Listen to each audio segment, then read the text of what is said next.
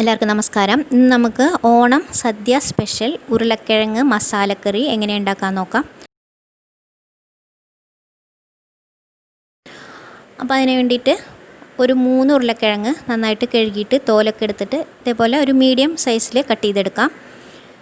പിന്നെ കുറച്ച് കോളിഫ്ലവർ, പിന്നെ ഗ്രീൻ പീസ്. ഇത് ഫ്രഷ് പീസാണ്.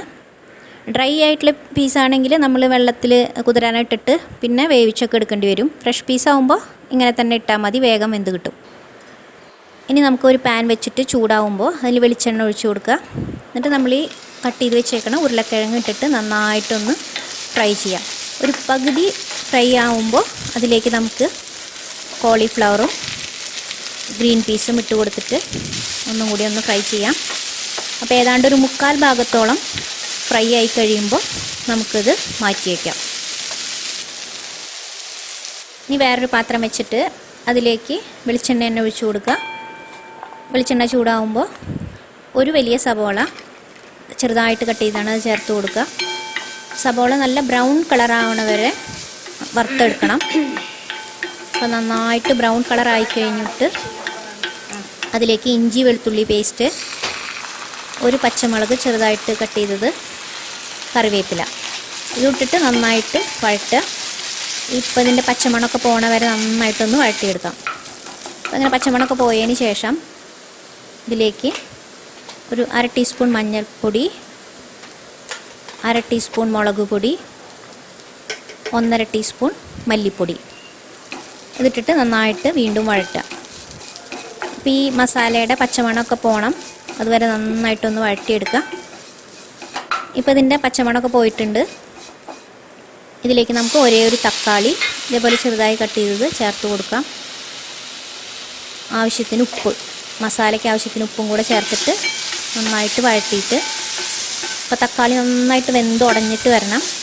അപ്പോൾ അതിന് വേണ്ടിയിട്ട് നമുക്ക് ഒരു മൂടി വെച്ചിട്ട് കുറച്ച് നേരം, ഒരു 2 മിനിറ്റ് നേരം മൂടി വയ്ക്കാം. ഇപ്പോൾ ഒരു 2 മിനിറ്റൊക്കെ ആയിട്ട് നമുക്ക് തുറന്ന് നോക്കാം. ഇപ്പോൾ തക്കാളി നന്നായിട്ട് ഉടഞ്ഞ് വന്നിട്ടുണ്ട്. അഥവാ അങ്ങനെ ഉടഞ്ഞിട്ടില്ലെങ്കിൽ നമ്മൾ ഈ സ്പൂൺ വെച്ചിട്ട് തന്നെ നന്നായിട്ടൊന്നിങ്ങനെ ഉടച്ചു കൊടുത്താൽ മതി. അപ്പോൾ നന്നായിട്ട് ഉടച്ചു കൊടുത്തതിന് ശേഷം നമ്മൾ ഈ വേവിച്ച് വെച്ചിരിക്കുന്ന ഉരുളക്കിഴങ്ങും കോളിഫ്ലവർ പീസ് ഇത് 3ഉം ഇതിലേക്ക് ചേർത്ത് കൊടുത്തിട്ട് നന്നായിട്ട് ഇളക്കുക.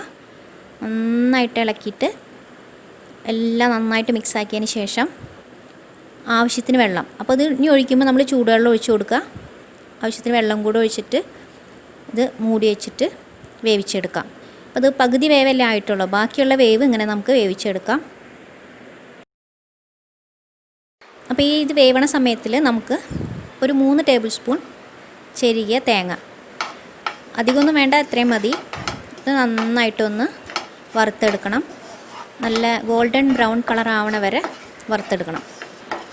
അപ്പോൾ നന്നായിട്ട് വറുത്തെടുത്തിട്ടുണ്ട്.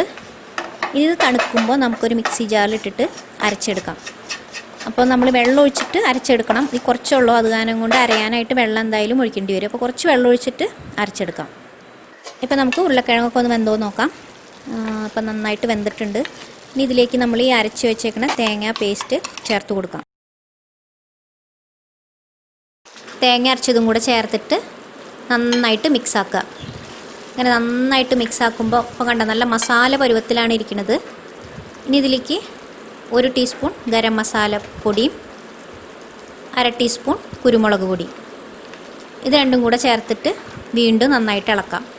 ഇപ്പോൾ നല്ല മണം വരുന്നുണ്ട്. ഗരം മസാലപ്പൊടിയുടെ മണവും അതുപോലെ തന്നെ കുരുമുളക് പൊടിയുടെ മണമൊക്കെ കൂടെ ചേർന്നിട്ട് നല്ല മണം വരുന്നുണ്ട്. ഇനി നമുക്ക് ഈ കറിയിലേക്ക് ആവശ്യത്തിന് കുറച്ചും കൂടി അവസാനമായിട്ട് കുറച്ചും കൂടി ഒന്ന് ഉപ്പും കൂടെ ചേർത്ത് കൊടുത്തിട്ട് നന്നായിട്ട് മിക്സാക്കാം. ഉപ്പൊക്കെ നോക്കുക, ഉപ്പുണ്ടെങ്കിൽ വേണ്ട, ഇല്ലെങ്കിൽ ഉപ്പ് ചേർത്ത് കൊടുക്കാം. ഒരു 2 മിനിറ്റ് നേരം നമ്മളിങ്ങനെ സിമ്മിൽ വെക്കണം. അപ്പോൾ എല്ലാ മസാലയും എല്ലാം കൂടി നല്ല പിടിച്ച് നല്ല ടേസ്റ്റാവും. ഇനി ഇതിലേക്ക് നമുക്ക് വറുത്തിടാം. അതിന് വേണ്ടിയിട്ട് കുറച്ച് ചെറിയ ഉള്ളി, ഒരു 3-4 മതി, ചെറുതായിട്ട് കട്ട് ചെയ്തത് ചേർത്തിട്ട് നല്ല ബ്രൗൺ കളർ ആവണം. നമുക്ക് വറുത്തെടുക്കാം. നന്നായിട്ട് വറുത്തെടുത്തതിന് ശേഷം കുറച്ച് കറിവേപ്പിലയും കൂടി ചേർത്തിട്ട് നമ്മൾ ഈ ഉണ്ടാക്കി വെച്ചേക്കണ കറിയിലേക്ക് ചേർത്ത് കൊടുത്തിട്ട് വീണ്ടും നന്നായിട്ട് ഇളക്കുക. ഇത്രയേ ഉള്ളൂ, നമ്മുടെ ഉരുളക്കിഴങ്ങ് മസാലക്കറി റെഡിയായി. ഇതിപ്പോൾ ഒരു സദ്യ സ്പെഷ്യൽ റെസിപ്പിയാണ്. ഓണസദ്യ എന്നല്ല, എല്ലാ സദ്യകൾക്കും ഉണ്ടാവും ഇങ്ങനെ ഒരു മസാലക്കറി. ഉണ്ടാക്കാൻ നല്ല എളുപ്പമാണ്. നിങ്ങളെല്ലാവരും ഉണ്ടാക്കി നോക്കൂ. ഉണ്ടാക്കി നോക്കിയിട്ട് അഭിപ്രായം പറയാൻ മറക്കരുത്. ഇഷ്ടമായാൽ ഷെയർ ചെയ്യുക, കമൻറ്റ് ചെയ്യുക, ചാനൽ സബ്സ്ക്രൈബ് ചെയ്യുക. അടുത്ത വീഡിയോയിൽ കാണാം.